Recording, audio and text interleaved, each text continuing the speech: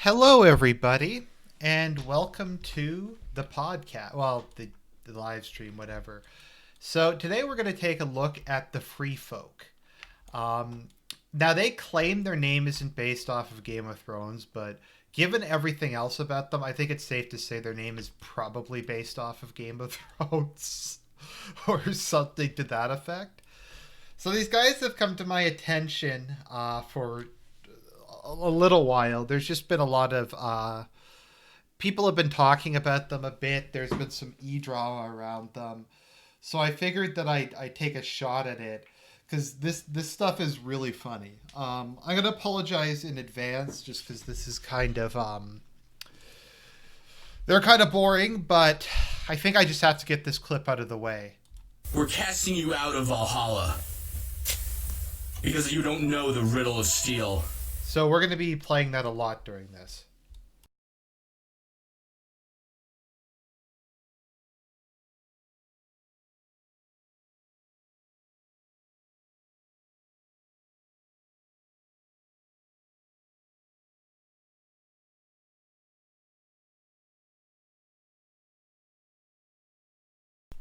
Sorry, that was the phone.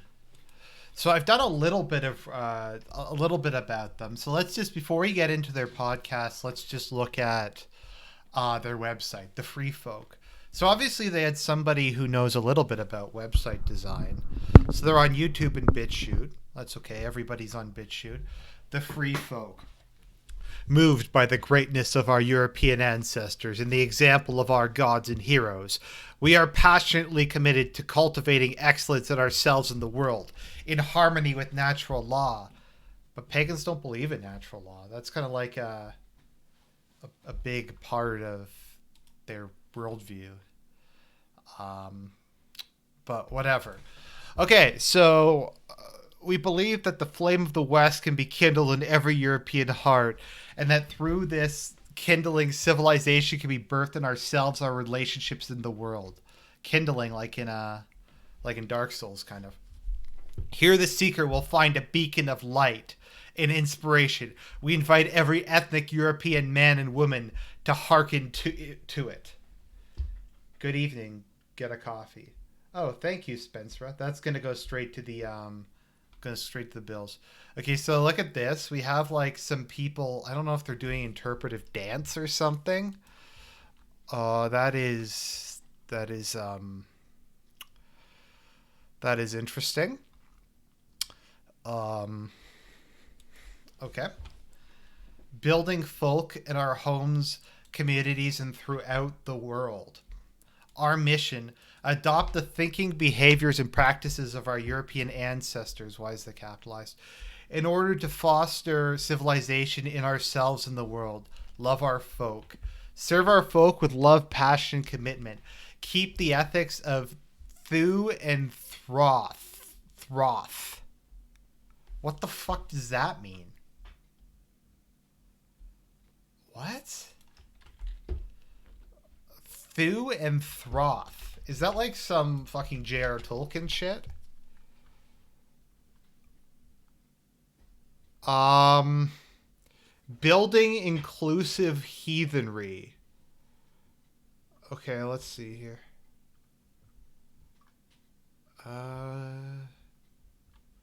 Okay, so the first thing I Googled when I Googled Throth is building inclusive heathenry.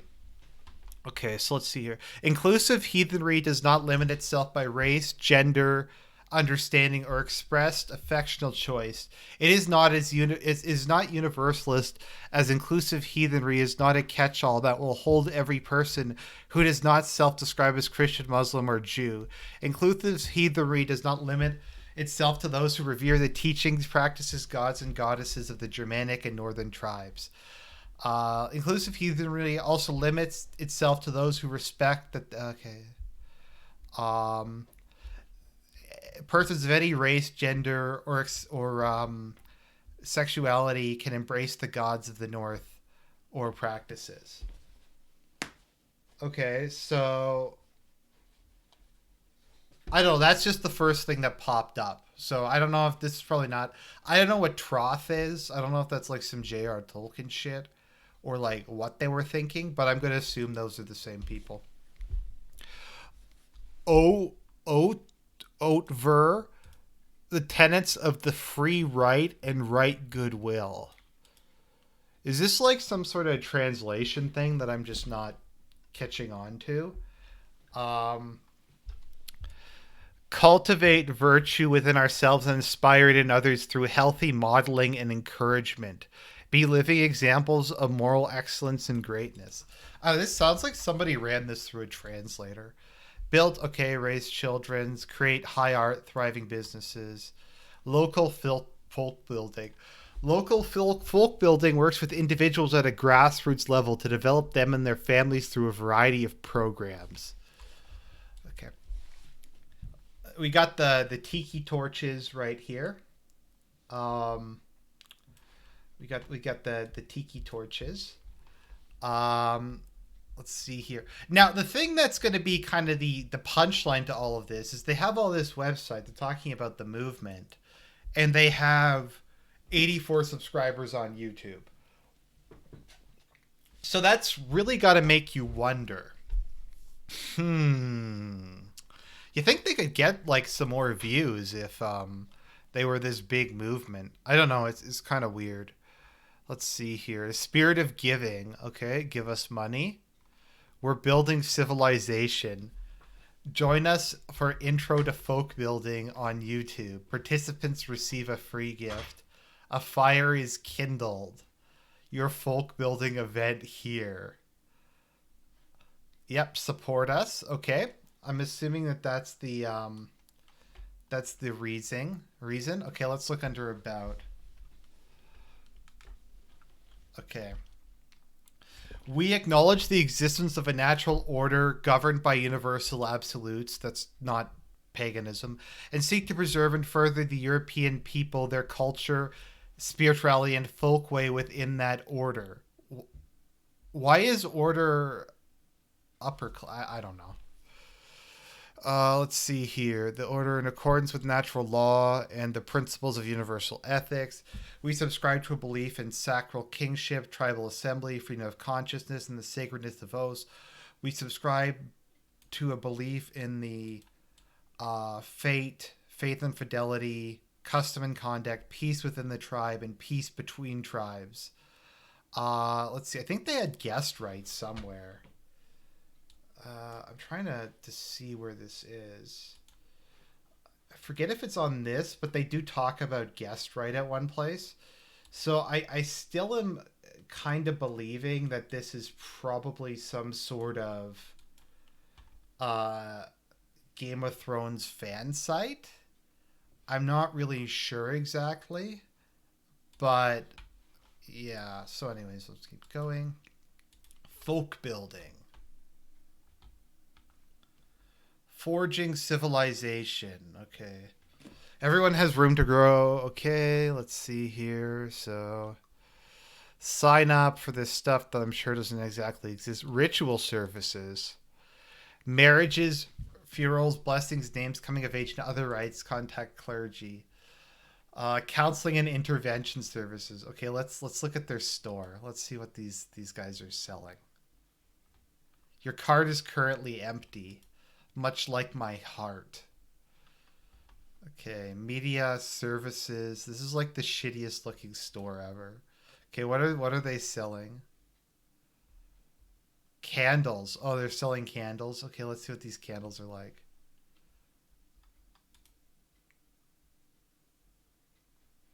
Those are like the lamest candle. Are those even like Free Folk branded candles? Genuine leather candles. Scotch whiskey. Okay, so it does say Hearth and Hale. Genuine leather. English mead. Okay. That is that is interesting. Services. What are their services? Wow, consultation by email? Jeez, I'm not charging you guys enough to answer you on Discord. That's what I should do. I should start charging people for $50 for includes one reply and one follow-up reply for $50. That is I should start doing that. Or a consultation via Skype or phone for 50 minutes. What, like 50 minutes is such a random number. That's that sounds good to me. Anyways, so let's get to the podcast. Now, this one I started watching, and this was very like cringy, and I'm gonna try to be high energy, but it's gonna be hard.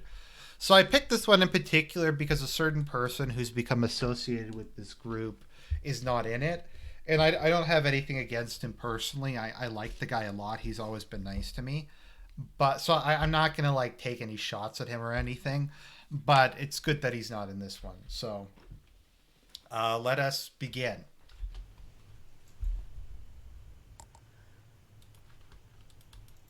Good evening, everybody. Welcome to this week's roundtable here on Free Folk Radio. My name is Haythrun. I am joined tonight by our warders Bulverker and Ganglary. Bulverker and Ganglary? What the fuck? I'm going to welcome everybody to the show. Thanks so much for tuning in tonight. Great to see everyone. Tonight's topic, by the way, is going to be connecting with our European roots. Mm-hmm. And as I often do, I like to include a reading with the round table. And tonight's reading is going to be the Viking prayer for the dead, which goes like this. Lo there do I see my father. Lo there do I... Here, sorry. In case anyone didn't hear it, this is the Viking prayer. And I myself will carry you to the gates of Valhalla. There we go. Okay, so before we get into this, what is my issue with Neo-Pagans? Okay, my biggest single issue with them is the vast majority of them aren't actually religious. They are atheists who are ethno-nationalists, and they're trying to invent a religion to justify their ethno-nationalism. So they most of them don't even like believe in the supernatural. I know Varg doesn't. Whatever Varg believes, no one has any real idea what he believes these days. But most of them are like not actually religious in any way. They just use it as like a metaphor for their ethno-nationalism. And it's just really disingenuous and lame. If you want to be ethno-nationalist, be ethno-nationalist. Don't like reinvent some like fake shit you came up with in the 1980s. Also, it's just very intellectually like unengaging and uninteresting, etc. I mean, if you're interested, and here's my thing: if they were interested in like what I guess you could call indigenous European religion, they could just be Platonists, they could be Neoplatonists, they could be deists. There's a lot of like philosophical religious traditions within Europe, primarily from the Mediterranean, that are very like consistent and intellectual and provide answers to a lot of kind of the big questions that other stuff doesn't. Like, I consider myself to be a Neoplatonist. I'm also a Christian, but Neoplatonism goes very well with Christianity. And I think that's kind of a thing people don't really get in these circles, is whatever Christianity started out as in the Middle East, very quickly it absorbed a lot of aspects of European thought. Like Platonism and Christianity merged very, very early on. Neoplatonism kind of formed in, I guess, kind of parallel, but they eventually kind of merged too. So my point is, if they wanted to do that, they could do that. And there's even like a branch of Neoplatonism that would allow the worships of the, to a certain extent, believing in gods while also being a Neoplatonist. But none of these people are smart enough to have that. One of my other biggest issues with these guys is you'll see like Greeks and Spaniards and stuff who are LARPing as Nords. They're like Spaniards for Wotan or whatever. I'm like, you guys have your own culture. Why don't you worship like Zeus or whatever? They're like, no, it's Wotan. Wotan, the god of thunder. That's another one that I don't get. Is like the Wodenists who wear Thor's hammer, and they talk about Odin's like as the god of thunder. My understanding is Odin is the god of death and trade. Something like that. I don't know. But anyways, let's continue. I see my mother and my sisters and my brothers. Lo, there do I see the line of my people back to the beginning. Lo, they do call to me and bid me take my place among them in the halls of Valhalla, where the brave may live forever. This particular topic for this week was a requested topic by one of our sponsors, Hyperborean XRP. So, Hyperborean XRP. Holy shit. Hyperborean, I do see you in the chat tonight, so this one is for you. I hope you enjoy it, and I hope it has value for everyone in our audience tonight. So without any further ado, I'm going to turn this over to Bulwarker, who's going to provide a little bit of a background and foundation for tonight's discussion, and then we'll all start to weigh in from there. And as we move through the roundtable, of course, you are all invited to participate in the conversation. If you have questions or comments, you can include those in the chat. Or if you'd like to get them live here on air, you can send us a Streamlabs super chat. We will get that read during the roundtable, and your donation helps to support our work and the content creators here. So thank you very much. Bulwarker? Good evening, everyone. How do we connect with our European roots? That's an excellent question. There's quite a bit to this, to be honest. There's no. Let me think about this for a bit, because this is something I get really sick of. Let's take pretty much every modern European country. It's hard to think of one that wasn't either founded as an explicitly Christian country or became Christian within 1 or 2 generations. I think it's Denmark was Christian in 2 generations, the same with Sweden, and those are some of the very few, I guess, when you could have a continuity with modern Europe that were found as being pagan. So I primarily identify as an Anglo. So England was founded by Alfred the Great, who was a very devout Christian. I forget if he translated the Bible, or no, he didn't translate the Bible. He translated a bunch of hymns. But Anglia was founded as an explicitly Christian kingdom. Spain was founded as an explicitly Christian kingdom. France was, Germany was, Italy was, Poland, I forget if Poland was or it just became so later, but by and large, like, so it's like getting back to your roots. So my roots are German and English. So if we're going to go with English roots, that would be going back to Alfred the Great. In German, I guess it's debatable who's the founder of Germany. I'd probably say Charlemagne as like the idea of a German nation, but I don't know. No quick, easy answer, but each of us knows something about our. But no, I'm supposed to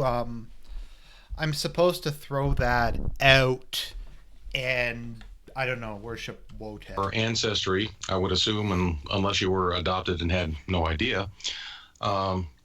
So my first thing is to look at what your ancestry is, okay? If you only know your, in general, we're an Italian family, we're a German family, we're a British family, whatever.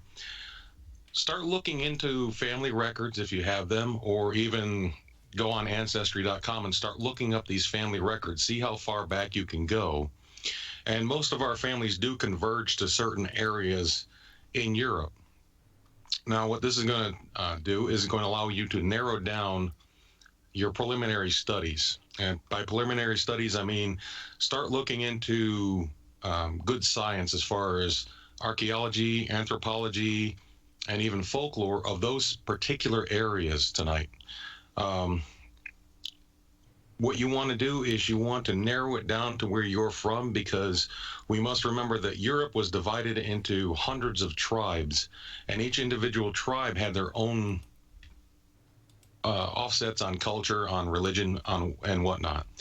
So you want to look at your. Well, I mean, that depends. Like, they were talking about Northern Europe. Southern Europe was very different. because basically the entire Mediterranean adopted Hellenistic culture, including the Romans.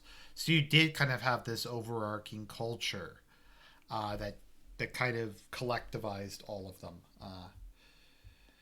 etc. etc. Who's Arminius? I'm trying to. Is that different from Arius? I'm not familiar with that name. Let me see here. Oh, okay. It was Battle of Teutoburg. Okay, but he didn't found Germany as a a country. Specific culture that you're from. Now, all this is going to do, this is not even the foundation. These are the forms that you're going to lay out to pour your foundation into. So the book study is not the be all and end all. It's the very beginning.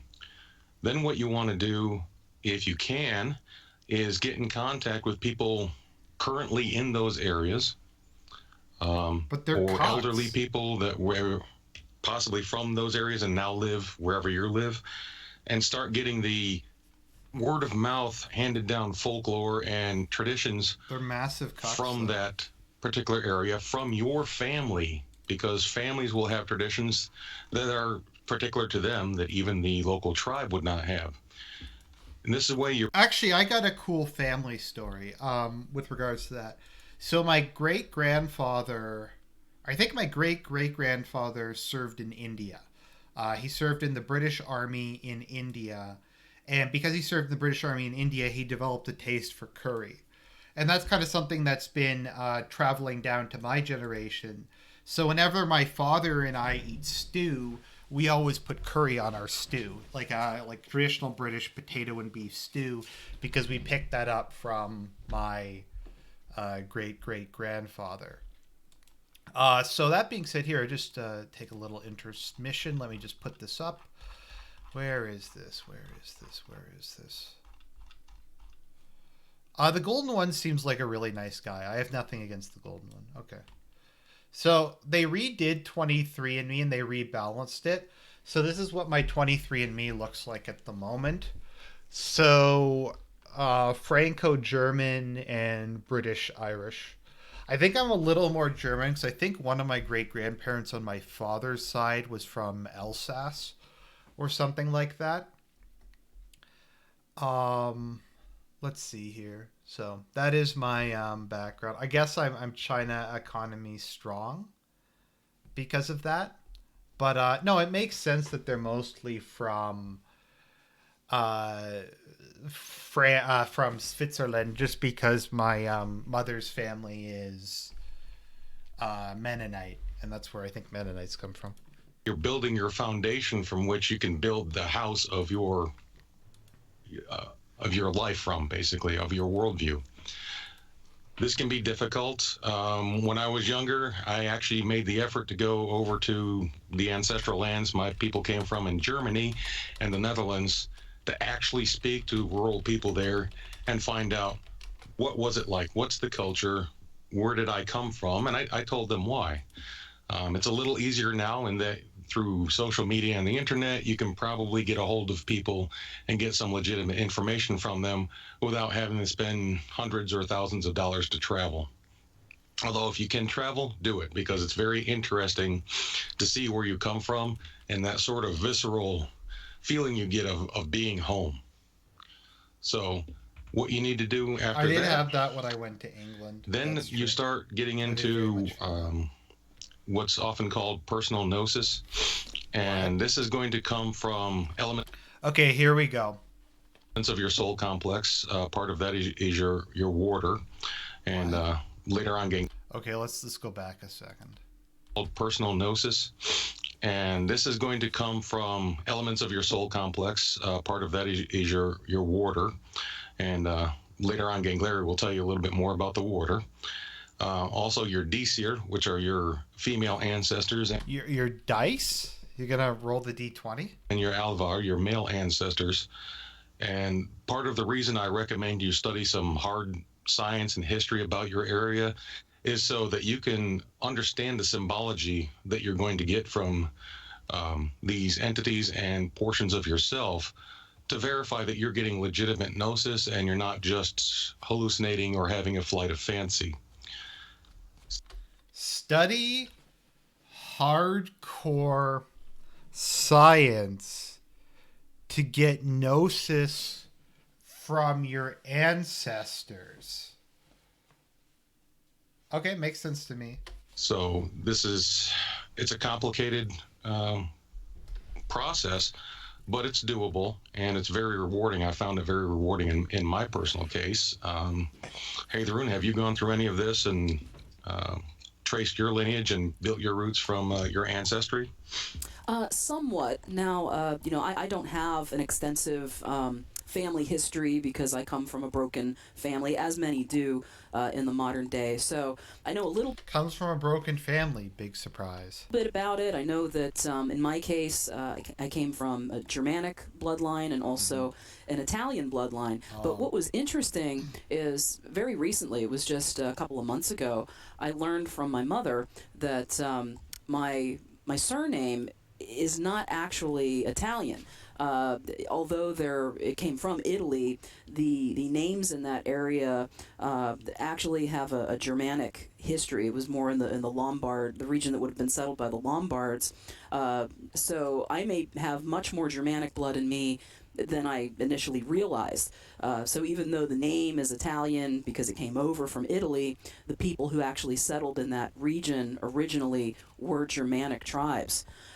Which is interesting because even though, And I'm not disagreeing there, but this is something you see with all these people. I'm German, you're German, everybody is actually German. I don't want to be Greek, I don't want to be Italian, I have to be German because Hitler. I have what appears to be a significant amount of Italian blood based on the family names of the past few generations. I've always been called more to the Germanic, particularly the Saxon, the Anglo-Saxon. So to learn that recently was very interesting because that supported what my personal gnosis was drawing me to. So here I find out, hey, I may have much more Germanic blood than Italian blood. Personal gnosis was calling. I heard a voice in the wilderness and it said, "Thou shalt worship Wotan, and his hammer shall smiteth thy enemy." And that's interesting because I found the same thing. If I looked only one generation back, our ancestral records would have me coming from Ireland and Scotland primarily, with only one of my paternal grandparents coming from Germany. But as it turns out, going back, I think I only had to go back 3 generations, and then everything converged. Hyperborean says he narrowed it down to Lower Saxony so far for his ancestry. Well, mine is mostly from Niedersachsen, or New Saxony, as well as the Frisian area of the Netherlands. And I always wondered why, if I supposedly came from Ireland and Scotland, I really felt little connection to the Celtic or Brittonic cultures or pantheons. And as it turns out, only one of my maternal grandmothers was Scottish, of the MacGregor clan, and everybody else was either what we now call Dutch or German. So I'm primarily from the Frisi and the Cauchy tribes of northern Germany and northern Netherlands. So that's why I try to encourage people to go back as far as they can in their ancestry. Like, what the fuck is this? I autistically looked into my blood. Well, no, that's not fair. I went into my bloodline, and because it was majority German, I decided I was gonna worship Thor. This is personal gnosis. This thing also is a lot like Assassin's Creed with like ancestral memory. Because where your family recently moved from may actually be where they are from historically. Right. Yeah, that's really interesting because, well, again, after I had spoken with my mother and discovered that my surname, first of all, had been anglicized when it came over from Italy to the United States, but also that the people who settled in that particular region of Italy where the name comes from were, ultimately Germanic. And actually, you can see that in the coloration, like my father's side of the family and myself, we've got blue eyes or blue-green eyes. We're pretty fair-skinned for being Italian. So that definitely indicates a Germanic influence there. Oh, I love this. This is another meme. Italians aren't white. Spaniards aren't white. If you have pale skin and blue eyes, it means you're not Mediterranean. Okay, guys, I'm going to tell you a little secret here. I'm going to lean in close. I'm going to whisper this to you. It's really hot in the Mediterranean. there's a lot of sun, and people tan in the sun, and it makes their skin darker. Okay, that's just a little secret. But no, it's like, oh, the people in like southern Spain are like really dark. I'm like, yeah, I would be really dark if I lived in southern Spain. It's hot there. Like I've had like some like really retarded white nationalists tell me that tanning isn't a real thing. It's just a conspiracy invented by you know who to, I don't know. There, but I started to trace the name back once I learned this. I was very interested. Okay, well, let's find out, how far back does the name go? And I found out that there's a version of it that actually goes back to 5th century Anglo-Saxon, which again I found very interesting because, as you know, I practice Anglo-Saxon heathenry, and it was always just a personal preference for me. I like the Old English, I like the rituals, I like the culture, and it appealed to me on what I thought was purely an aesthetic level. Now I'm finding out there may be a genetic reason for that. You mean like Anglia, which was founded by Alfred the Great? If my name goes back all the way to 5th century Anglo-Saxon, there may be Anglo-Saxon blood in me, and thus that folk memory that's calling to me, that's making me resonate with that. Right, and that goes back to the folk memory that's calling to me. It's calling to me. It's saying, fuck, I didn't have this queued up. And I myself will carry you to the gates of Valhalla. Exactly. at least the heathen belief that we both get memories from our folk soul as well as our own soul as we reincarnate on and on through history. So we remember things from our past, which our warder carries from one life to another, as well as what Jung would call the collective unconscious of our folk soul that also speaks to us.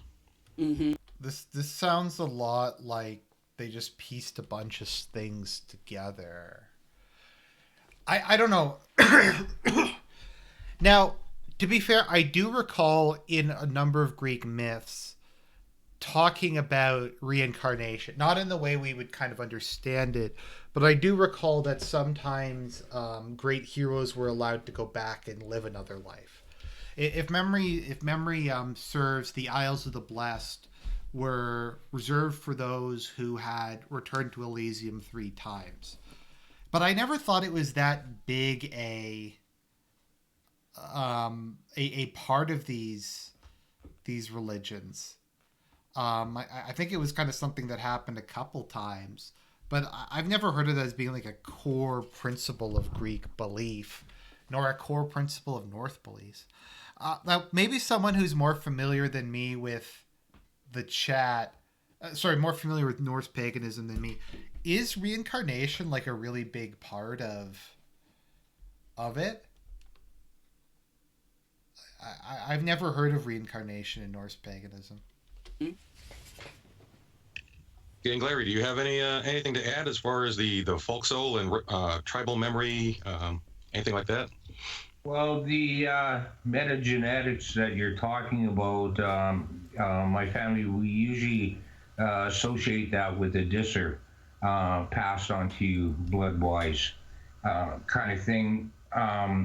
But yeah, no, you're correct. There are memories that are from your family line maybe 1,000 years ago, and it's still passed on to you today. A good example is being overweight would be one, or certain diseases and sicknesses that will run through a line, kind of thing, or consequences of that. But yes, that's passed on. That's some of your Haminga passed on at your birth. Right, and when I speak of the folk soul, I'm basically collectively referring to anything passed on to us through our Alvar or Deseer, and whereas our personal soul would come from our personal unconscious that we take with us, that both our follower or Filgia carries with us from lifetime to lifetime, as well as the. And I mean, here's another issue I have with this: is it's Christians slandered the Norse pagans, and we don't know anything about them because all the records come from come from Christians. But all the records come from it, but we know. We know, guys. We understand these things. There are no records because the records were destroyed, but we know because Woden told. So really the easy part is the book study and the ancestry tracing, and then the rest is where you have to trust yourself and you have to trust your ancestors to guide you, and they will. If you ask them, they will. Absolutely. Yeah, well, that's the whole point of being a true heathen is your bond with these deities. And okay, myself, I don't have that disadvantage of I know where we all came from and when kind of thing and that. So I don't have that disadvantage. But basically, I look at it as to follow heathenry, you got to look at it perspective from yourself, your family, and then out to other heathens, the external kind of thing and that. So when you're discovering the old way again, realize it, discover it as how your family had practiced it and worshipped it, because in heathenry there's never one size fits all kind of thing in that. So that's what you have to check out. Once you got this information, that's great kind of thing, but now test it to yourself. Is it true to yourself? And that's where the second stage comes in, and you're testing it with your own personal gnosis. And that, do you have certain dreams where the certain theme runs through it, where it's the same, things like that. All right, so now you have to take the information that you gathered and collected in one area, test it against your own life experience kind of thing, realize that now even if you can test it, say with dreams or however you do it, kind of thing, that is not your answer either. It's that may mean nothing because it's so tainted with your own personal gnosis and bias kind of thing. You have to look at patterns that never change, or symbols, and that is what's being passed, is this basic memory of, let's use the example of the famous solar cross, like in 12,000 BC in Sweden. It shows up in cave work in France, in 40,000. Can anyone follow this at all? Like, this just seems like random collections of years ago, and it's a symbol that's passed. Now that is what they mean by being passed through by blood, the memory kind of thing. That thing never changes. I'll also like to add in, it's 32 symbols. I feel like what I might do sometime is try to come up with like an intellectual and philosophical justification for paganism. Because I could come up with one like that kind of makes sense, but I don't know. That no matter the culture, they all share them, and they shared them, for the last 75,000 years. And it will show up. I can verify it with own personal experience, where if you're in environments of deprivation, let's say a prison cell hole or whatever, eventually you'll start seeing those symbols in the dark and that, and it's a memory that we're born with kind of thing and that. So anyways. So you see random things in the dark, and the random things in the dark, peering into the dark and looking for answers.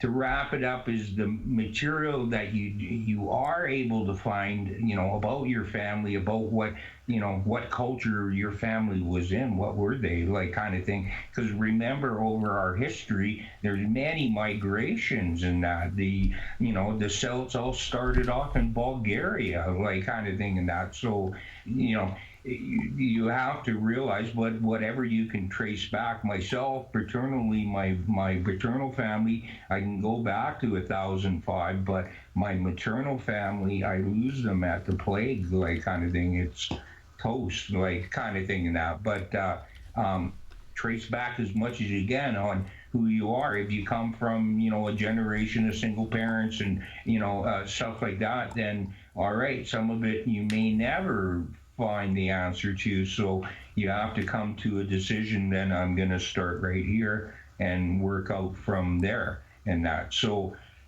it's, find out who you are, gather as much information as you can, and then compare it to how it. Okay, with regards to the whole Jesus is Jewish thing, I don't know. Jesus pre-existed the world. Like Jesus existed before the universe existed, because he's literally God. So I don't really get this whole thing. He chose to be incarnated in human form in a certain place at a certain time to bring about the salvation of all humanity. It could have been anywhere. And besides that, God didn't exactly have a high opinion of these Israelites. If you read the Old Testament, he really didn't like them very much, etc. Thoughts on the golden one? I don't know too much about the golden one. Whenever I've seen him, though, he's always seems like a really nice guy. I'm friends with Earl of Grey, and he's always been really nice to Earl of Grey. So, yeah. If that knowledge works immediately in your surroundings, is it good for you? Is it bad for you? Does it speak to you?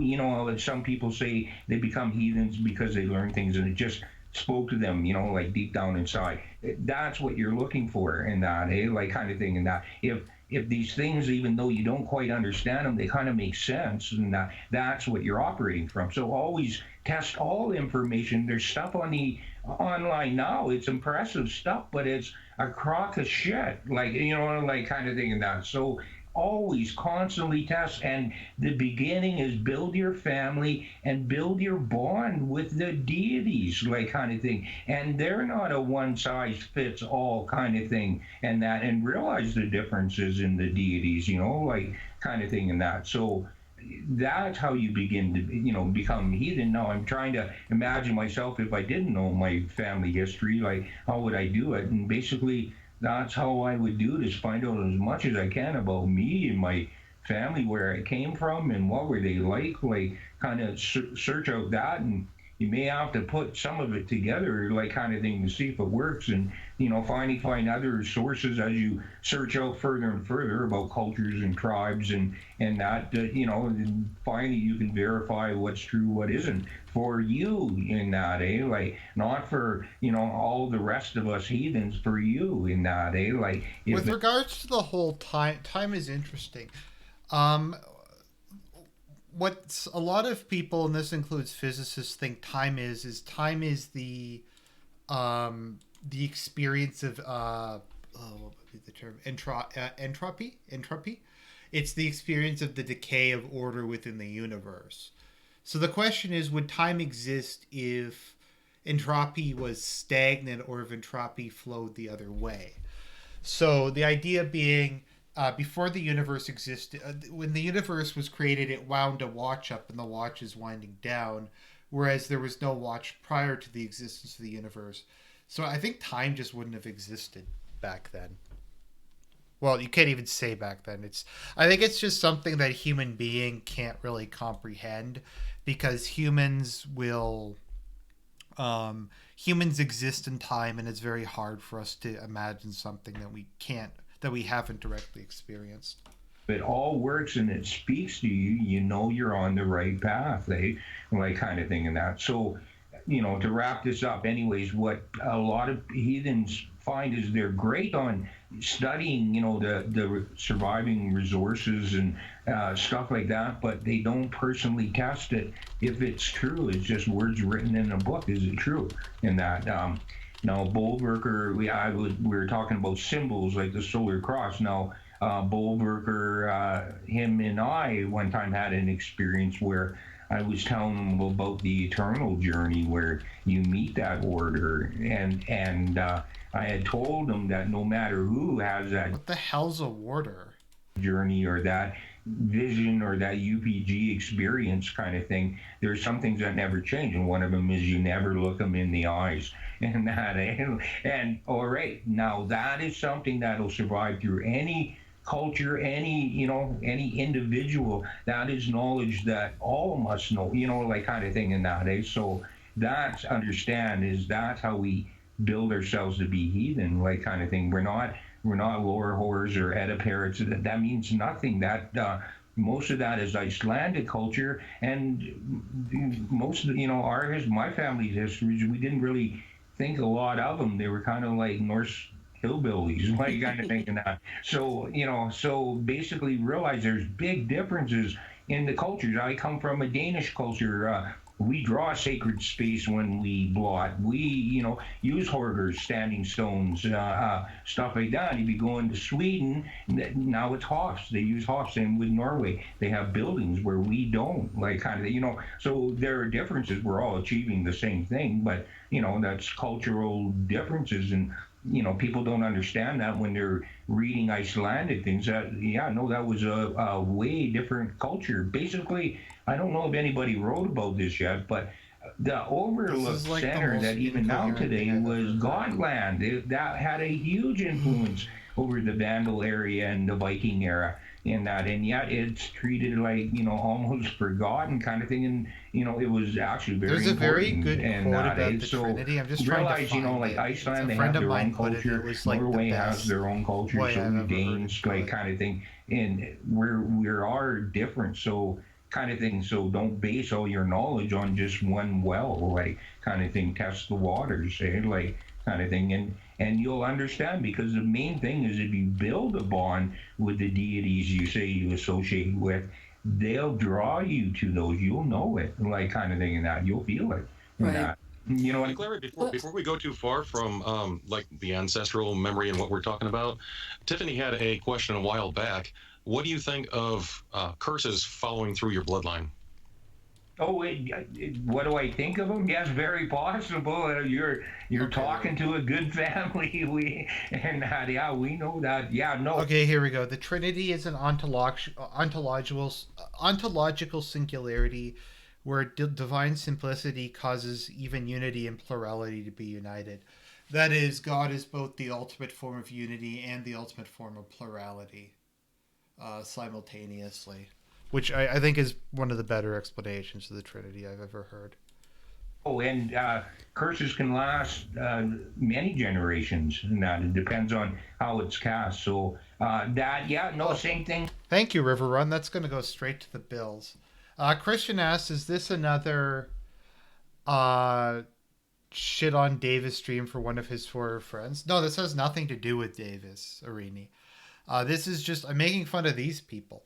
As I've said, I like Arini. I don't have anything against him personally. I like the guy. I've always liked the guy. I don't have anything against him. He's always been very nice to me. The fact that I'm making fun of a group of people that he happened to be affiliated with isn't a reflection on him at all. So, with piss off the Alfar, and they'll give you L-shot, and it may even affect your kids' generation, like kind of thing in that day. So yeah, and that is definitely possible, kind of thing. For me, especially the paternal side, we're berserkers, so we have special diseases that go through just our family alone, like kind of thing in that, and that obviously comes from. Okay, just Christian, just to address, this has really nothing to do with Arini. The only thing it might have to do with him is like these guys came to my attention because of him. But once again, I mean, if anybody talks to him about this has nothing to do with him. This is just like funny. But no, I like Arini. I've always liked Arini. He's always been nice to me. And in our ancestors' time, that's how we would view it, is we're cursed, like, you know what I mean, like kind of thing, and that. So it's always been in our history, the concept, and it is real. I'll tell you right now, it's real, kind of thing, and that. And so I agree with you. Okay, Tiffany, did that answer your question? I'm sure she'll let us know. Yeah, you were about to say something. Yes. Yeah, I was just going to add, when Ken Glary, you were talking about how if you come from a broken family where that line has been severed back to your roots through the direct ancestral memory being passed mouth to ear down through the generations, you've got to find another way. And for me, I do a lot of meditation, I do a lot of shamanic work, and when I do a lot of shamanic work. What the fuck? started to reconnect, I actually reached out to Odin directly as the Allfather, and I got a gnosis. I got a word of knowledge from what was a masculine entity speaking to me, which I presume was Odin, the Allfather. And he told me that the line had been broken, the bridge had been broken, and that in order for me to gain what I was seeking, I was going to have to reconstruct, literally go down into the well and recover the ancestral fire and bring it back, like literally go down into the subconscious, into the collective subconscious, and bring back a torch from that sacred fire and become my own shaman. And I've been working with that energy for quite some time now. So a lot of the rituals that we have here at Edith Hall, I've actually reconstructed from that process. You don't find that like creepy or disturbing? Like some random male entity just talked to me and told you to go into what?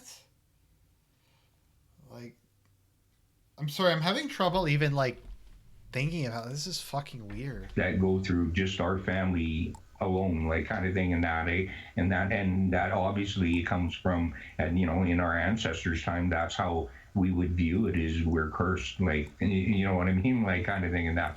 So no, it's always been in our history, the concept, and it is real. I'll tell you right now, it's real, kind of thing, and that. And so I agree with you. Okay, Tiffany, did that answer your question? I'm sure she'll let us know. Yeah, you were about to say something, yes. Yeah, I was just going to add, when Ken Glary, you were talking about how if you come from a broken family where that line has been severed back to your roots through the direct ancestral memory being passed mouth to ear down through the generations, you've got to find another way. And for me, I do a lot of meditation, I do a lot of shamanic work, and when I started to reconnect, I actually reached out to Odin directly as the Allfather, and I got a gnosis. I got a word of knowledge from what was a masculine entity speaking to me, which I presume was Odin, the Allfather. And he told me that the line had been broken, the bridge had been broken, and that in order for me to gain what I was seeking, I was going to have to reconstruct, literally go down into the well and recover the ancestral fire and bring it back, like literally go down into the subconscious, into the collective subconscious, and bring back a torch from that sacred fire and become my own shaman. And I've been working with that energy for quite some time now. So a lot of the rituals that we have here at Edith Hall, I've actually reconstructed from that process, in terms of how we hallow our space here, in terms of how... So some entity, some male entity told her to do a bunch of shit, and she did a bunch of shit, and I don't know, this doesn't sound good to me. We evoke the deities, sounds a lot everything like a demon. has been, I would say, 70-80% from my own personal gnosis and shamanic work, and maybe about the 30% of it has come from source material written in books. So she's having these, so Odin is coming to her in a dream and telling her to do all this shit. Now, I'm going to be honest, I find personal revelation very hard to believe in. I think it's something that by its nature is easy to believe in if you're somebody else, if it happens to you. But it's very hard to explain to somebody else. It's very difficult. I don't know. Especially in this case. Yeah, no, exactly. See, another thing too, don't want to always jump on academia like I usually do, but you got to realize that the information that they're putting out too is already went through their own personal bias in that, right? So sometimes you don't always get the full picture, right? Or get their theory on how it all fits together, and it may not be the same thing, like kind of thing. So already you got to question, even when you find sources, like kind of thing, and that it's a struggle. Basically, for me, is like if I had it, like no memory of my parents, and I, this kind of appealed to me, and I want to get into it, find out as much as I can about who I actually came from. If I couldn't, find out that kind of... Join the conversation by giving me money. Okay, so from the rest of this stream, I'm only going to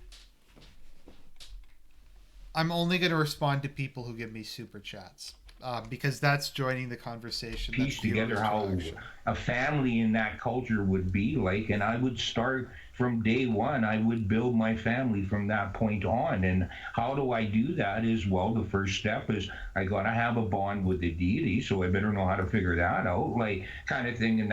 And second step is I always have to question. Olin will demand this, that you always have to question what you're gifted, kind of thing. And that is where personal gnosis comes in. Is that's what speaks to you, and if you can verify it, meaning it affects your life, like, and now you can take the next step and say, Artistic Laban just subscribe. Yes. Okay, I'm gonna have to the screen cap this and use this as the title for this.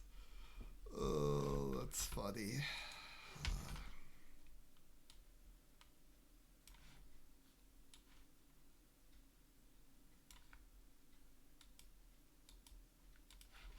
Oh, cool, you can identify with a culture or a tribe of people, but you need that personal verification yourself, like, kind of thing, how it affects you, and that not what you would think it would, like, be affecting you. How does it affect you, hey, like, kind of thing, and then you can take your search from there. But I feel that most people, I mean, it's so overwhelming trying to learn all these different resources and sifting through the bias to get to what's really real, like, kind of thing. And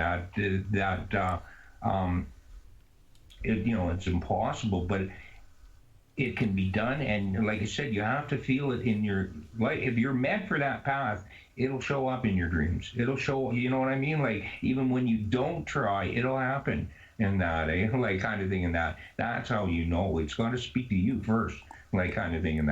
And then as you go on, you'll see that it's easier to branch out, and you meet this guy sounds super Canadian. I really have to wonder. Important people that you're meant to meet, like, kind of thing. And that. So for me, that's how I would view it. Is if you couldn't, find out, like, who you were or whatever, then does it work for you? Does it feel to you? Then start right from there, from you, and then, teach your kids, or, you know what I mean? Start your life right from there, then, kind of thing. And that.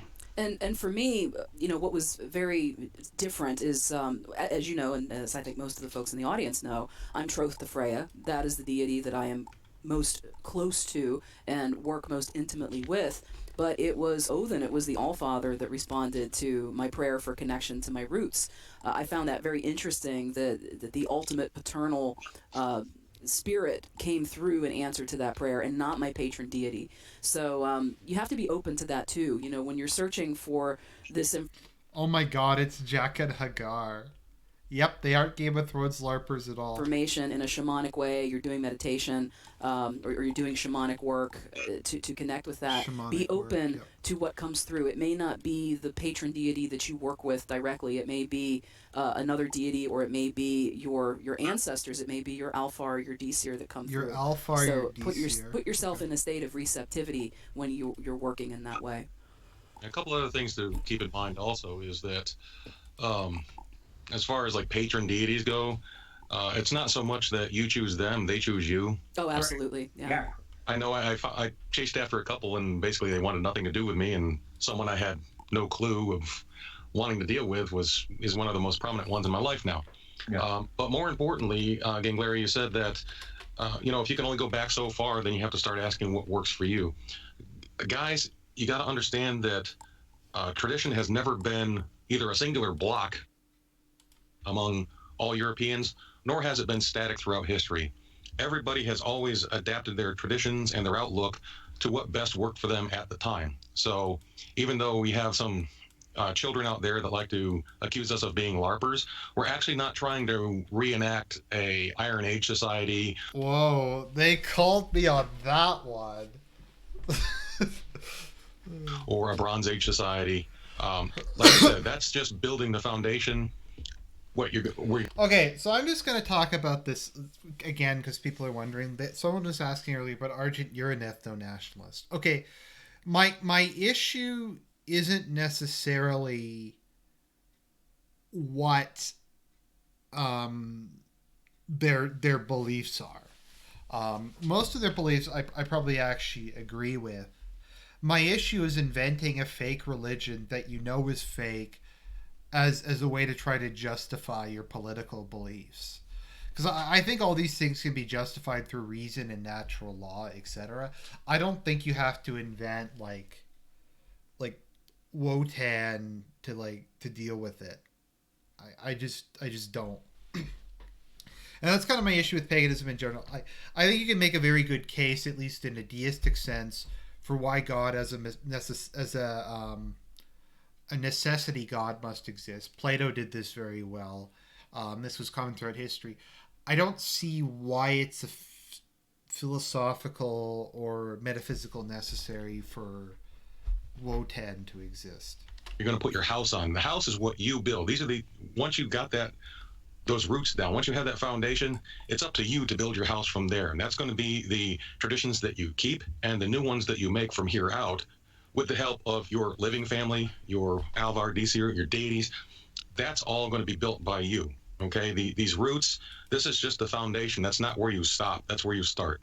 Right, and I mean, I think that's what's unique to a folk tradition like heathenry, is that it is an ever-evolving tradition, just like the folk themselves. Oftentimes, heathenry is also such a fucking goofy term.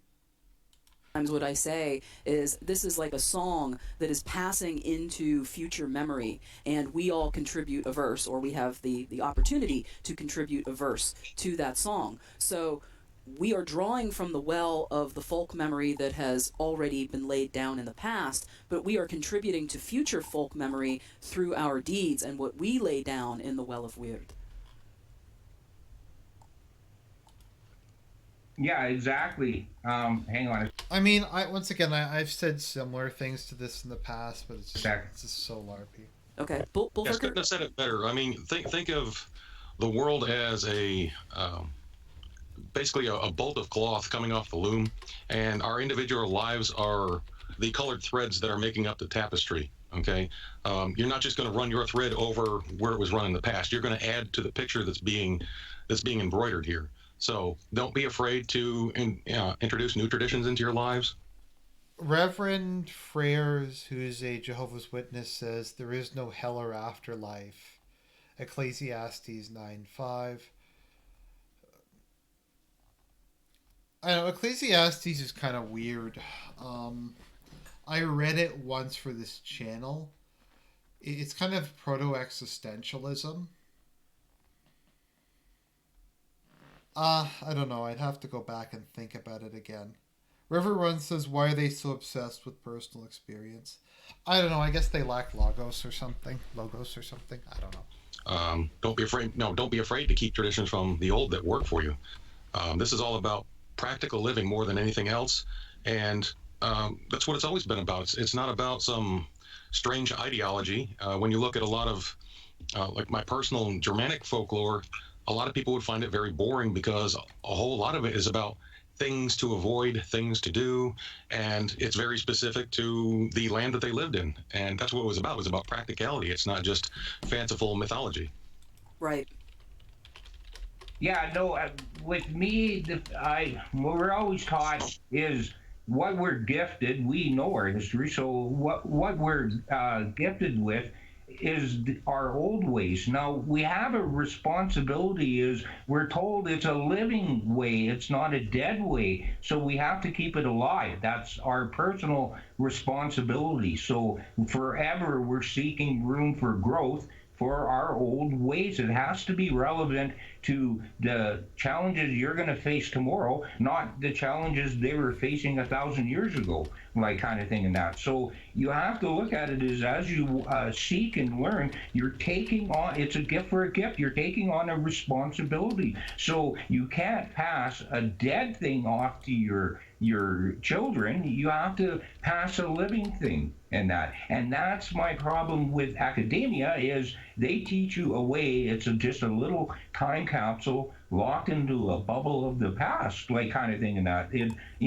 can be great to learn, but it does you no good, like, kind of thing. And that. So I always tell people is remember the responsibility you're taking. You don't want this to be something that's in a museum piece. This is your life, and you have to pass that on. In that, if you accept that gift, you have to be able to pass that on, kind of thing. And do you want to pass off something that's strong or something that's old and brittle? Like.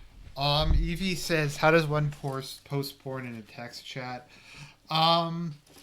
It's more if I'm doing a live stream and someone like asks to come on, and then once they come on, they just post a bunch in the like Google Hangout. That's more kind of what I mean. So that's what people have to realize is remember your personal responsibility is you're not locked into this Christian dogma. Like it's not Christianity in that part where it's up to you to make the right choices, like kind of thing. And that it's nowadays I see that with even heathens now is they want to be free of their personal responsibility and put it on a structure or an organization or whatever. So they want to make, I don't know, I couldn't follow kind of thing, and they're robbing themselves kind of thing. Look at it as, you have a debt, you know what I mean? You're learning this way. Yes. You're going to earn it all the way in that. If you're locking with those deities, they don't, you know what I mean? They don't take the inferior in that. You'll always be at your A game when you deal with them and that, because they'll test you, like kind of thing in that. So that's what people have to overlook, or it seems to be overlooking is they get overwhelmed by how much there is to research and, and find out, like kind of thing. They get overwhelmed, and then all of a sudden you get these. Whitey says I should pay them for the material. I'm giving these guys promotion. They're getting more, like 10 times as many viewers than they would otherwise. Strange heathen pope wannabes that jump up, and all they're doing is serving their self ego. They're just as blind as anyone else, like kind of that, and that's where that comes from, is from the stress is. Like it's too much for one person. Well, if I may, you make a couple of observations there that I would just like to comment on. You had mentioned how our heathen tradition is not Christianity. It's different from Christianity. However, many modern heathen today, they do not come from an ancestral tradition that was passed on in the way that your ancestral tradition, Gangleri, was passed on to you. They're coming from an environment, an early childhood environment, in which they were raised on Christianity or heavily indoctrinated into Christianity. And so oftentimes what I see with heathens is they're still practicing Christianity. They're just replacing it with heathen rituals, with heathen gods and goddesses, but the underlying substructure, if you will, is still Christian. And they haven't shed that yet. They haven't completely separated from that and fully taken on a heathen way of life. And you're absolutely right. They need to, put that sort of take that idea of putting the response. Ima Shrew says, listening to this makes me think I'm back in high school.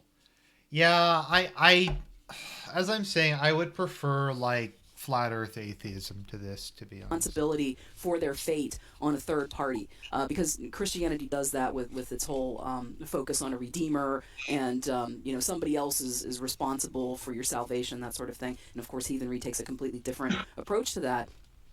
Somebody else is responsible for your salvation, and we take a completely different approach. Hence why Odin kept coming to her and telling her what rituals to do. Okay. Heathens need to take on personal responsibility and understand, as you have said, that they have to give something forward. Now, I talk about wealth a lot in my work, in the folk building work that I do, and how that those who have been bequeathed wealth, and bear in mind when I mention wealth, I'm not just referring to money and material assets. I'm talking about wealth in a mental sense, a spiritual sense, a virtue sense, a relational sense. So when somebody has been bequeathed something, first of all, that's not theirs. That belongs to the person who is giving it forward. They have not actually earned that wealth. They're just the recipient of the benefit. That's it. In order for them to actually have wealth, they have to create that.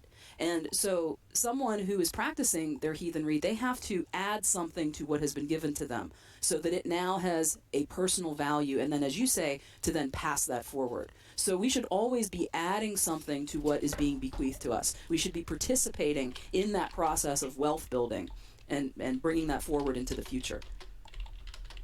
Yeah, and again with the personal responsibility, even when I see contemporary heathens right now in two basic categories. They're either crypto Christians, they interpret it, through Christian lenses. Right, as I just described, right? Yeah, or science is their god. They're the Jungian heathens. Everything is an archetype type, like kind of thing in that. So science is your god in that. And with that avenue, they have to totally rely on archaeology and try to piece together hypothesis. And it's a big problem is because what they piece together is very susceptible to bias, like kind of thing in that. So you're only getting one archaeologist hypothetically, this axe was here because of why, or whatever kind of thing. You can't even trust what's in the print. I was going to say, or even in the lore itself, because we have to take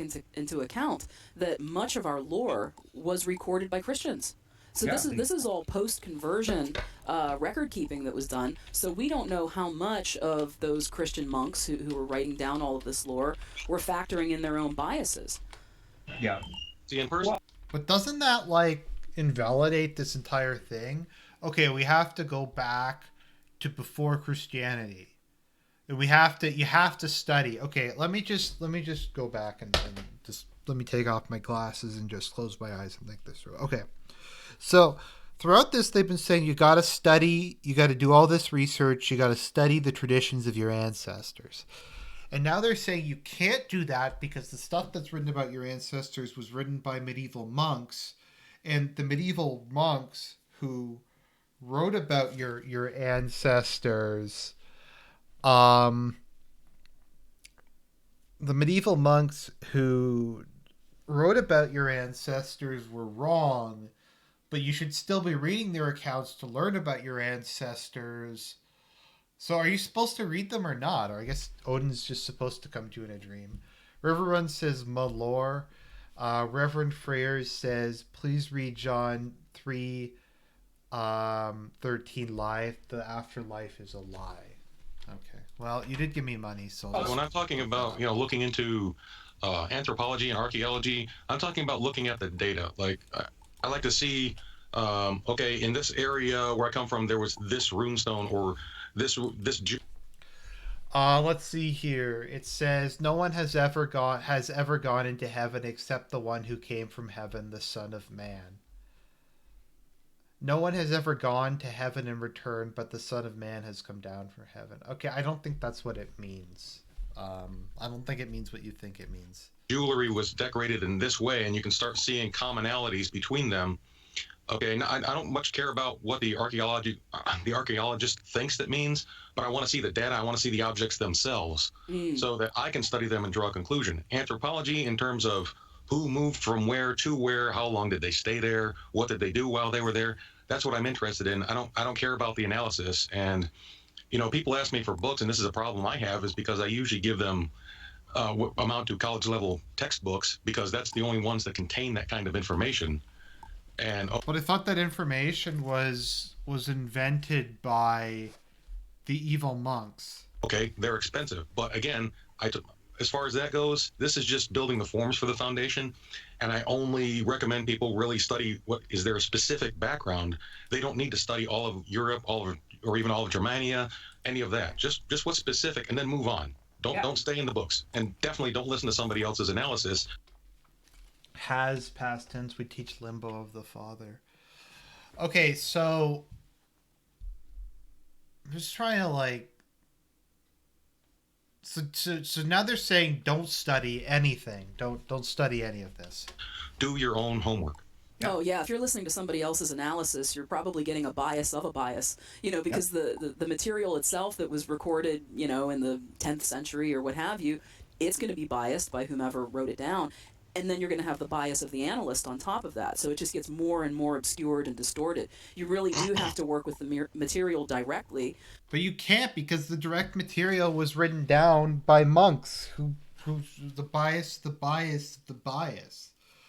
Like, what kind of like sophistry is this? This doesn't make any sense. Like, none of this makes any sense. This is just, I'm gonna say something. Professional historians, I don't think, are as bad as people think they are. They obviously have their own biases, but I think a lot of them are just trying to like report the facts about history.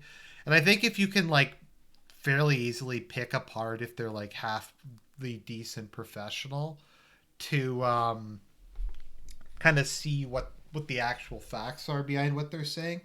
They often won't lie about the facts, but they'll put like their ideological veneer on it. But I don't really think they're that bad. Also, the issue with reading primary sources is you don't have the knowledge to accurately understand a primary source in a lot of cases. There's always like little expressions like I'm trying to think of something like if someone in the past was to listen to us and we were to say like implying implications, they'd have no idea what we're talking about, or like Pepe the Frog, or like dank memes, or we live in a society, or these kind of things have a particular meaning in our society, in our kind of cultural context that they wouldn't have in other people's. So that's kind of the issue with this is the Romans had all their kind of expressions. The ancient Jews had all their kind of expressions. They had their context, their kind of colloquialisms. So, like, to me, and I always use this example because this is a good one, in ancient Hebrew is kind of like English in that words can be used in multiple ways correctly, etc. So, like when they say in English, when you say day, you can correctly say back in Lincoln's day, just the other day, today, many days ago. Like you can use it in all kinds of different ways to refer to any amount of time, like the day the Big Bang happened, etc.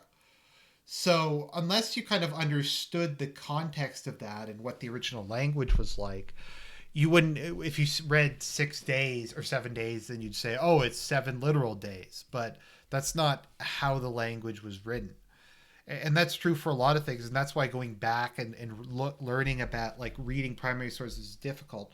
Also, the names of places change over time. So,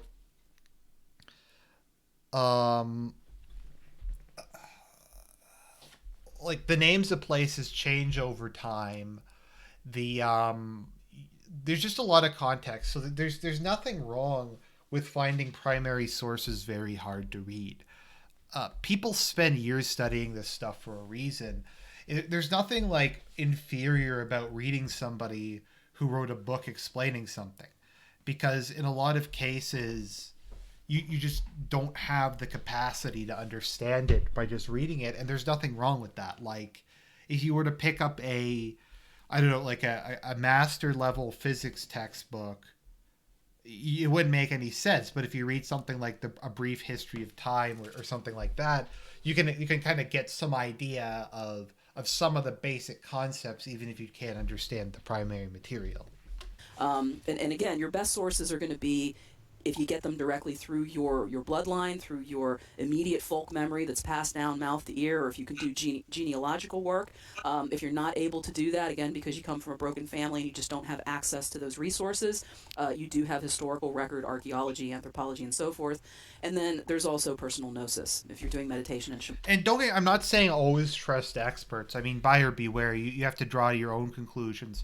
What I find generally works the best is read a couple different sources and try to see what they agree upon, I guess is the way to put it.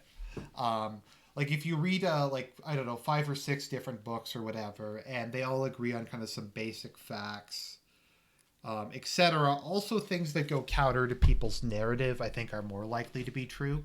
Like if they admit something, like probably one of the best examples of this, and this is kind of something I did a video on in the past, is every historian who studies a specific time period or a specific culture will say women weren't treated that badly during this time period. So you'll have people who study like colonial America, they'll say, okay, women were treated badly every other time. The medieval era, okay, women were treated okay during this. Ancient Mesopotamia, Egypt, China, well, maybe not China, but they'll all say that, and you can kind of take that and extrapolate from there. Shamanic work. And again, I recommend the book study as a way of preventing you from having a flight of fancy. I remember a thread one time on social media, I forget which platform it was, but this lady was going on about how she had this vision of a past life that was in Iron Age Ireland, and she was dancing with the Modian in a patch of pumpkins and all this other stuff. And okay, sorry, there's actually something interesting here. I'll stop talking. Whomever wrote it down. And then you're going to have the bias of the analyst on top of that. So it just gets more and more obscured and distorted. You really do have to work with the material directly. And again, your best sources are going to be if you get them directly through your bloodline, through your immediate folk memory that's passed down mouth to ear, or if you can do genealogical work. If you're not able to do that, again, because you come from a broken family and you just don't have access to those resources, you do have historical record, archaeology, anthropology, and so forth. And then there's also personal gnosis, if you're doing meditation and shamanic work. And again, I recommend the book study as a way of preventing you from having a flight of fancy. I remember a thread one time on social media, I forget which platform it was, but this lady was going on about how she had this vision of a past life that was in Iron Age Ireland, and she was dancing with the Modian in a patch of pumpkins and all this other stuff. And I felt bad, but I had to tell her, look, in the Iron Age Ireland, there were no pumpkins. That's a new world vegetable that was brought over hundreds of years after what you're talking about. Yeah. So that was a flight of fancy, and if they had done some study on, again, the history, the archaeology, the anthropology, they would understand that, okay, this was a dream. Maybe it's a message that they were given with the goddess using archetypes they understand, but it's definitely not a past life thing because that couldn't have happened at that time. So in order to know what is real is you have to extensively study a period, and then you can envision a past life, and so like the memory only works if you know everything about the time period you're trying to draw a memory from. But doesn't that just kind of disprove the entire thing? Wouldn't it be more impressive if you knew a whole bunch of stuff from something you've never studied? So, like, there's that aspect of it.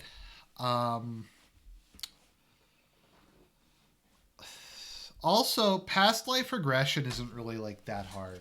Like, I've tried it in the past. Your mind just kind of makes stuff up. If you really want to believe in past life regression, it's not hard. If you're like lying there in the dark, listening to someone talking, your brain just starts to create characters and you get kind of excited and that sort of thing happens. So this is also a check and balance for you just going off and having hey, this is what I want to have happened, so I have a dream about it. Yay, it happened. No, there has to be an anchor in reality. Right. Well, this is also go ahead, Ken Clary. That's personal responsibility. And like, can you believe in probably the last year online how many descendants of Ragnar Lothbrok I've met? You know what I mean? It's because you come into people that's what they want it to be. Well, sure, they're watching, Vikings. They're watching the TV series, and now everybody, wants to... But that's the individual's responsibility of give yourself a check, like, you know what I mean, like, kind of thing. That. Well, I think this is something that's manifesting because we no longer have a first function within the heathen community. I mean, there are first function people, but by and large, they have not been recognized and given the authority that they would have had in the elder days. And if you're having these kinds of experiences and you're not a first function person What's the yourself, first or you have function? not trained yourself in techniques like meditation and shamanic work and doing that kind of analysis, you really owe it to yourself to take those experiences to somebody who does have training, does have experience in these things, and can help you to dissect that, analyze it, reflect for you, give you some unbiased perspective. Okay, this is boring. I'm going to tell a more interesting story. So, you know how in the in Exodus, well, I guess this was in Genesis, how Joseph was the only one who could interpret Pharaoh's dream. And like when you hear it, you say, okay, well, his interpretation of Pharaoh's dream seems fairly obvious and straightforward. The interesting thing about how dream interpretation worked in ancient Egypt was they had manuals. So the priests all had manuals, and whenever someone had a dream, they would open up these manuals and they'd look through it, and then they'd interpret it using the manual. And the Pharaoh's dream was something that wasn't in one of the manuals, so they didn't have a way of really coming up with it. So they brought Joseph forward, and he was able to provide an interpretation. So, just kind of an interesting thing. Dream interpretation was seen as a very scientific, objective thing. Along with some wisdom, so that, as Ulverker said, you're not giving yourself over to flights of fancy. One of the things that I see a lot today, because we have such a polarization between what I call feminine mindedness and masculine mindedness, is the one group, the masculinely minded people, they're very rigid in terms of it's got to be logical, it's got to be written down in a book. If you're doing any kind of shamanic work or personal gnosis, well, then that's invalid. They take everything very literally. It's got to be backed up by something somebody wrote down in a book, or it's not valid. That's a problem. But the femininely minded people, they're quite the opposite. They will reject just about anything that's provable fact, and would prefer to give themselves over to these fantastical imaginings and call that call that gnosis. It's not. Isn't the what? The lack of self-awareness here is beautiful. It's beautiful. One group, the masculinely minded people, they're very rigid in terms of it's got to be logical, it's got to be written down in a book. If you're doing any kind of shamanic work or personal gnosis, well, then that's invalid. They take everything very literally. It's got to be backed up by something somebody wrote down in a book, or it's not valid. That's a problem. But the femininely minded people, they're quite the opposite. They will reject just about anything that's provable fact, and would prefer to give themselves over to these fantastical imaginings and call that call that gnosis. It's not. They're projecting something that they would like to be true, and then claiming it as valid. So you've got to kind of be grounded in reality. Yes, the fuck and, you, Ripper. They're again, not if you're not grounded in trained reality. in That's this exactly sort of what they're thing, doing. I would encourage you to, at the very least, get an opinion from somebody else who has From some a knowledge in the shaman. area. Mhm. And if you do have access to a Vitki or a Vulva Hey, who's trained in this, to consult them, to shaman, help you oh, work wow. with that and figure out what's true and what's not. And another tradition I think we all should basically, when we form our new tribes, whatever, bring back is that of the lore keeper. Yeah, that too. The lore Very important.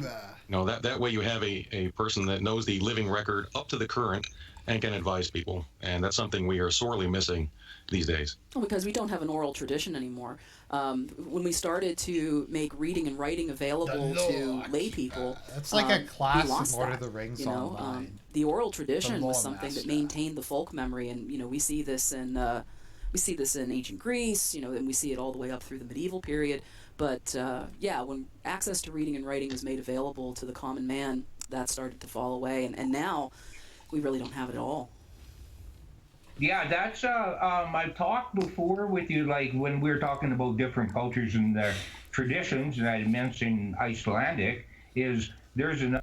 What is so bad about like reading and writing? I think that is probably one of the greatest accomplishments Protestants ever achieved, was to bring about universal literacy, because they were so big on the Bible being read by the individual. And you can think that's a good thing or a bad thing, but they did take a very strong stance, and that's one of the reasons why America and a lot of Protestant societies were some of the first like fully literate societies, because of that focus on everyone needs to learn to read the Bible. and that had incredible benefits in all areas of life. Another example, how we Danes, when we structured our kindred, we had a Gothi or a Gaita and a chieftain, and they share. And this is like something Varg talks about, like how writing is degenerate. What's interesting is and this is, I think, one of the most interesting things in my life was when I listened to that lecture series about ancient Mesopotamia, because you really got to see how civilization first evolved. The minute people invented writing, they used it. They used it like massively. They immediately developed a bureaucracy. Let's see here. Plato says writing encourages forgetfulness in men. Oh, that's interesting. But yeah, the second that it was invented, the Mesopotamians started building bureaucracies. They started keeping records of everything. They started collecting taxes. Being able to use it for basic supply management, like to say, okay, there's X number of bales of hay at this warehouse, and whenever someone takes a bale of hay out, you check that off. Like that alone is super useful. Things like receipts, things like amount of money that's owned, maps, instructions. Like the Mesopotamians just jumped all over that. They're like, this is the coolest thing we've ever come up with. In responsibility kind of thing. In our way, the lore keeper was appointed by the Gothi, and the law speaker was appointed by the chieftain, and that was their thing. The law speaker. This is like, what's it called again? The island of Dr. Moreau. The law. No, in Iceland, they never had a Gothi, they never had a king, they never had nothing but law speakers or whatever, and basically that's who led them during those times, kind of thing. But yeah, and Iceland was an unmitigated disaster, and I think it wound up with like 4 people owning all the land in Iceland, and it was such a clusterfuck they had to beg the Danish to take over. There is a difference, let's say, between Swedish and Danish on how our kindreds are kind of structured. And our old way is we had a division. The tribal chieftain, he was only in there for so long. He had an expiry date, and the Gothi or the Gaitha, they could have it for life or whatever. But no, even a good chieftain, we killed him after 9 years, like what? Kind of thing. And that was a Celtic tradition too. What the fuck? You kill the chieftain every 9 years? What the fuck is that? In the elder days, that the sacral kings ruled only for what I believe was 7 years, and then they were ritually sacrificed. No. So I mean, even when us Utes, I'm from the Ute tribes, like when we pushed the Ingles out and they eventually ran away to Great Britain, kind of thing, and that they brought those things. I feel like the sword and stone myth, that all. They're saying that like we should go back to that. We should go back to killing the chieftain every night. What the fuck? Comes from a conglomerate of different cultures that had a similar, story kind of thing and significance to it, and it got, welded in, like kind of thing in that, and one of them would be the Danish tribe that, added to it, the Anglo of Anglo-Saxon, and nowadays, so in that they brought those traditions. Our things. See, some of our family and tribes, they use god poles, some don't. And the ones that use god poles, usually that was my maternal side. There's a tradition when the tribal chieftain is changed, the new chieftain has to chop down the one in the god pole of 3 has to be that chieftain's family patron deity. And so the new king chops that down, kind of thing, and puts up his own kind of thing in that. So, they had those traditions for a long time. Eventually it fused into, English legends of the sword and the stone and stuff like that. But originally that's what they did tribe-wise. That was their traditions. I don't believe that. I don't even know what he's saying. Yeah, it really does vary. I mean, the traditions vary by tribe, by ethnic. Is that true? Did people actually do that, like, en masse, that they'd kill the leaders, like, of their tribe every, like, 9 years. I don't know. That doesn't sound like the truth to me. Ethnicity. I mean, a lot of people don't realize that, particularly on the continent, there were dozens and dozens of tribes. I mean, very, very fractured. Yeah. Yeah. Go ahead.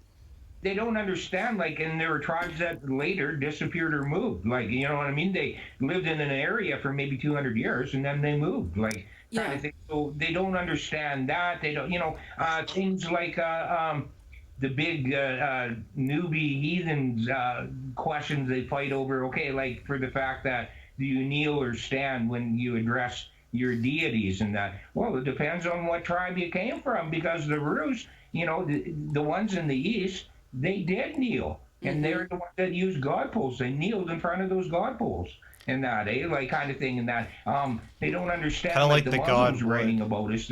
It's two different times, a generation, I think, separated, and it's two different people. So you got one Muslim recording, the Slavs and the Rus and, those tribes, which may be totally different from a Danish tribe, like kind of thing in that. And yet, like a good example is Ibn Fabian mentioning how grotesque, the habits of the Vikings were. He's recording, and yet a man 70 years before they can't figure out if he had went to Ireland or he landed in Denmark, and he's a Muslim guy, and he's saying the exact opposite, like kind of thing in that. You know what I mean? So people don't understand when they're getting these sources. You have to be responsible and sift through them to see how valid they are. It doesn't make them true just because they're in black and white. Like, you know what I mean? Okay, and I think that's enough of this nonsense. I hope people enjoyed the live stream.